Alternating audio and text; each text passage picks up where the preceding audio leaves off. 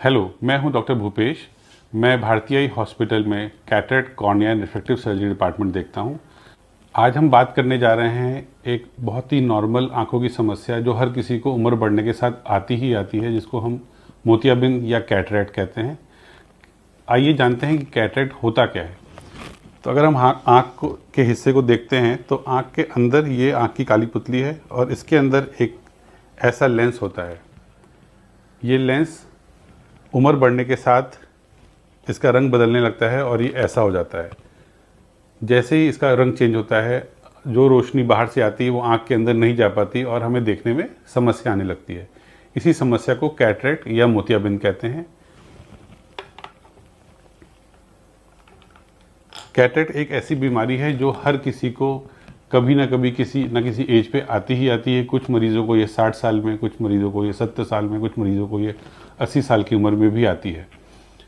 मोतियाबिंद कई प्रकार के होते हैं। मोतियाबिंद बच्चों में भी हो सकता है, मोतियाबिंद चोट लगने के बाद भी हो सकता है, मोतियाबिंद उम्र बढ़ने के साथ भी हो सकता है। हालांकि सबसे कॉमन मोतियाबिंद उम्र बढ़ने के साथ होता है, लेकिन अगर किसी को आंखों में चोट लग जाए तो उसकी वजह से भी उसका लेंस ख़राब हो सकता है, उसको मोतियाबिंद बन सकता है। मोतियाबिंद का इलाज हमेशा एक ही इलाज होता है, जो कि ऑपरेशन होता है। अब सबसे ज़रूरी सवाल ये आता है कि मोतियाबिंद का ऑपरेशन कब कराना चाहिए। जब मरीज़ को दूर का नज़र देखने में दिक्कत आए, जब दूर की चीज़ें वो देख ना पाए, वो एक सही समय है मोतियाबिंद का ऑपरेशन कराने के लिए। जब तक किसी भी मरीज़ को चश्मे से अच्छा दिखाई पड़ रहा है, मोतियाबिंद के ऑपरेशन की ज़रूरत नहीं होती है। कैसे चूज़ करें कि मोतियाबिंद के लिए कौन सा ऑपरेशन सबसे अच्छा है। मोतियाबिंद के ऑपरेशन की अलग अलग टेक्निक्स हैं, जैसे फेकोएमल्सिफिकेशन, लेज़र ऑपरेशन और रोबोटिक लेज़र सर्जरी। फेकोएमल्सिफिकेशन एक तरीके का एडवांस सर्जरी है जिसमें फेको मशीन, जो कि अल्ट्रासाउंड बेस्ड मशीन होती है, उससे आँख का लेंस को, आँख की जैसे ये लेंस है, इस लेंस को मोतियाबिंद की जो ये फेको मशीन है इसको अलग अलग हिस्सों में तोड़ती है और डॉक्टर मशीन की सहायता से इसको तोड़ के वो मशीन इस लेंस को खा जाती है और उसी जगह में एक हम नया लेंस, जो कि क्लियर लेंस, आर्टिफिशियल लेंस है, उसको लगा देते हैं। तो ये हो गई फेकोएमल्सिफिकेशन टेक्निक और फेको सर्जरी। अब जो उससे भी एडवांस सर्जरी आई है जिसको बोलते हैं रोबोटिक सर्जरी और ब्लेडलेस लेज़र सर्जरी। इसको ब्लेडलेस इसलिए बोलते हैं कि लेज़र सर्जरी में कोई भी ब्लेड का इस्तेमाल नहीं किया जाता है। सारा काम लेज़र मशीन करती है, लेज़र ही काली पुतली में कट लगाती है, लेज़र ही मोतियाबिंद को छोटे छोटे टुकड़ों में तोड़ देती है। इसीलिए ये ऑपरेशन फेको ऑपरेशन से एडवांस ऑपरेशन है, क्योंकि इस ऑपरेशन में कम समय लगता है, हीलिंग बहुत जल्दी हो जाती है, इसीलिए रिकवरी, पेशेंट को दिखना थोड़ा जल्दी शुरू हो जाता है और सेफ्टी काफ़ी बढ़ जाती है ऑपरेशन में। कॉम्प्लिकेशन होने के चांसेस कम हो जाते हैं, सेफ्टी बढ़ जाती है। ये सब एडवांटेजेस हैं लेज़र सर्जरी के। एक और बहुत ज़रूरी सवाल जो हम सबके मन में आता है कि कौन सा लेंस हमारी आंखों के लिए अच्छा है, या लेंस को कैसे चूज़ करें, या कौन सा लेंस अपनी आंखों में डलवाएं। बहुत तरीके के लेंसेज अवेलेबल हैं, जैसे monofocal lenses, EDOF lenses, trifocal lenses, multifocal lenses. ये सारे टर्मिनोलॉजी इतने मुश्किल हैं समझना कि बहुत दिक्कत आती है मरीज़ों को डिसाइड करने में अपने लिए कि कौन सा लेंस उनके लिए अच्छा है। काफ़ी बार डॉक्टर इस मामले में मरीज़ों की सहायता करते हैं, उनको बता के कि किस लेंस का क्या काम है और मरीज़ अपने लिए किस तरीके का नज़र चाह रहा है। तो अगर हम बात करते हैं सबसे सिंपल लेंस, जिसको बोलते हैं मोनोफोकल लेंसेज।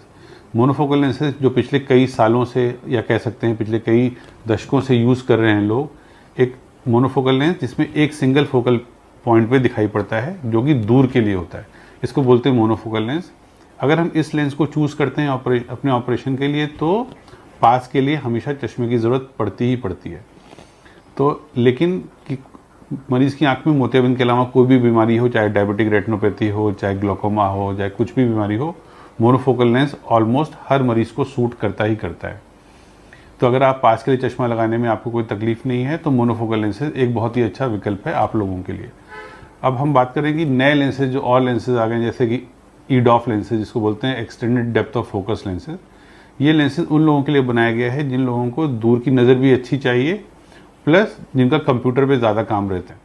लेकिन अगर आप बात करें कि क्या आप इस किताब को पढ़ सकते हैं ईडॉफ लेंसेज से, तो आपको उसमें दिक्कत आने वाली है। उसके लिए आपको 1 या 1.5 नंबर का चश्मा लगाने की ज़रूरत पड़ सकती है। तो ईडॉफ लेंसेज उनके लिए है जिन्हें कंप्यूटर पे ज़्यादा काम करना है, जिन्हें ड्राइव करना है रात में, जिनकी एक्टिव लाइफस्टाइल है, तो उनकी ईडॉफ लेंसेज चश्मे पे डिपेंडेंसी ये चश्मे की ज़रूरत को कम कर देता है, पूरी तरीके से ख़त्म नहीं करता है। तो ये भी एक बहुत अच्छा ऑप्शन है। EDOF लेंसेज क्यों आजकल ज़्यादा पॉपुलर हो रहे हैं, उसका रीज़न ये है कि EDOF लेंसेज के साइड इफ़ेक्ट्स नहीं है, मतलब ग्लेयर लगना, आँखों में रात में चमक लगना, लाइट की चारों तरफ सर्कल दिखाई पड़ना, ये सब दिक्कतें EDOF लेंसेज में नहीं आती हैं। अब बात करते हैं ट्राईफोकल लेंसेज। ट्राईफोकल लेंसेज उन मरीजों के लिए सबसे अच्छा होता है जिन्हें दूर की नज़र, पास की नज़र और इंटरमीडिएट नज़र, जो कि बीच की नज़र, वो भी अच्छी चाहिए, तो और चश्मे की ज़रूरत बिल्कुल ना पड़े। लेकिन हालांकि ये लेंस सब चीज़ों को पूरा करता है, दूर भी अच्छा दिखाता है, पास का नज़र भी अच्छा कर देता है, लेकिन इस जो भी ये लोग चूज़ करते हैं, जो भी लोग इस लेंस को चूज़ करते हैं, उन लोगों को काफ़ी बार रात में ड्राइविंग में दिक्कतें आती हैं, या उनको लाइट की चारों तरफ हेलोज दिखाई पड़ते हैं या रिंग्स दिखाई पड़ती हैं। तो ये एक लिमिटेशन है। हालांकि ये ऑप्शन उन लोगों के लिए बहुत अच्छा है जिनको घर में ज़्यादा रहना है, जिनको रात में ड्राइव नहीं करना है, स्पेशली फॉर हाउस वाइफ या ओल्ड पेशेंट जो जिनका लाइफस्टाइल उतना एक्टिव नहीं है, उनके लिए बहुत अच्छा लेंस है, उसको भी चूज़ किया जा सकता है। तो आपको अपनी ज़रूरत के हिसाब से अपने लेंसेज चूज़ करने चाहिए। काफ़ी मरीज़ ये भी मुझसे पूछते हैं कि ऑपरेशन के बाद हमें क्या सावधानियाँ रखनी चाहिए, क्या ये लेंस आगे चल के ख़राब तो नहीं हो जाएगा। तो अगर हम लोग बात करें कि ऑपरेशन के बाद क्या सावधानियाँ रखनी चाहिए, तो मोतियाबिंद का ऑपरेशन या कैटरेक्ट सर्जरी आजकल इतना एडवांस हो चुका है कि ऑपरेशन के दौरान भी आपको बहुत ज़्यादा दिक्कतें नहीं आती हैं। ऑपरेशन करने में 15 से 20 मिनट का कुल समय लगता है। ऑल्दो आपका हॉस्पिटल स्टे 2-3 घंटे का होता है, आप सुबह आते हैं, दवाई पड़ती है, 15-20 मिनट में ऑपरेशन होता है और फिर आप घर जाते हैं। आजकल ऑपरेशन में मेजॉरिटी ऑफ द पेशेंट, या कह सकते हैं 10 में से 8 मरीज़ों को इंजेक्शन की ज़रूरत या पट्टी की ज़रूरत नहीं होती है। टॉपिकल आई ड्रॉप्स डाल के ही आँख को सुन करते हैं और उसी से ऑपरेशन हो जाता है। और घर जाके भी पेशेंट अगले दिन से अपना टीवी या मोबाइल ये सब चीज़ें थोड़ा बहुत शुरू कर सकता है। प्रिकॉशन के नाम पे मरीज़ को कम से कम 4-5 दिन घर में रहने की सलाह दी जाती है। उसका मेन रीज़न है कि वो धूल मिट्टी से बचा रहे और सही से अपना ख्याल कर पाए, अपनी आँखों में दवाई डाल पाए। 5-7 दिन के बाद मरीज़ अपना नॉर्मल काम, अगर वो ऑफिस जाता है तो ऑफिस, अगर वो पार्क जाता है तो पार्क, या अपने जो भी नॉर्मल एक्टिविटी है वो सब रिज्यूम कर सकता है। तो ये हो गया मरीज़ का पोस्ट ऑपरेटिव इंस्ट्रक्शन, या क्या क्या ख्याल रखना पड़ता है पोस्ट ऑपरेटिव पीरियड में। अगर हम बात करें कि किसी भी लेंस की लाइफ क्या होती है, तो जो भी आँख में लेंस डाला जाए, चाहे वो मोनोफोकल लेंस हो, चाहे EDOF लेंस हो, चाहे ट्राईफोकल लेंस हो, चाहे इंडियन लेंस हो, चाहे इंपोर्टेड लेंस हो, हर लेंस पूरी ज़िंदगी चलता है, कोई भी लेंस ख़राब नहीं होता है। हाँ, कुछ लेंसेज में उसके पीछे एक मेम्ब्रेन आ जाती है जिसको बोलते हैं PCO और आफ्टर कैटरेक्ट, जिसके लिए एक छोटा सा लेज़र 2 मिनट का करके उसको झिल्ली को साफ़ किया जा सकता है। और ये झिल्ली भी सिर्फ लाइफ में एक बार ही बनती है। अगर आपने एक बार झिल्ली साफ़ करवा ली डॉक्टर से तो ये दोबारा नहीं बनेगी। और आजकल जितने भी एडवांस लेंसेज आ रहे हैं, जो भी इंपोर्टेड लेंसेज हैं, उसमें ये झिल्ली बनने का रेट बहुत कम है। अगर हम 1000 पेशेंट को लेंस डालते हैं कोई इंपोर्टेड, तो 1000 में से शायद 5 या 6 पेशेंट को झिल्ली बनेगी, बाकियों को नहीं बनेगी।